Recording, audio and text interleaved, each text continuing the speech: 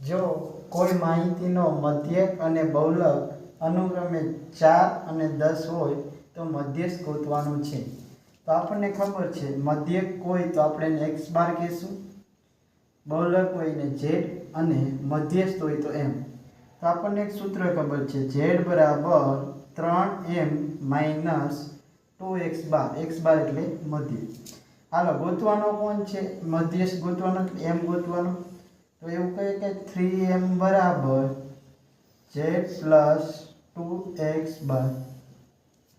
હાલો z ની કિંમત કેટલી? બહુલક કેટલો આપ્યો છે? તો કે 10 આપ્યો છે, પ્લસ 2 ગુણ્યા x બાર મધ્યક કેટલો છે? તો કે 4 છે, તો 10 પ્લસ 8 અહીંયા છે 3m, તો 3m બરાબર 18।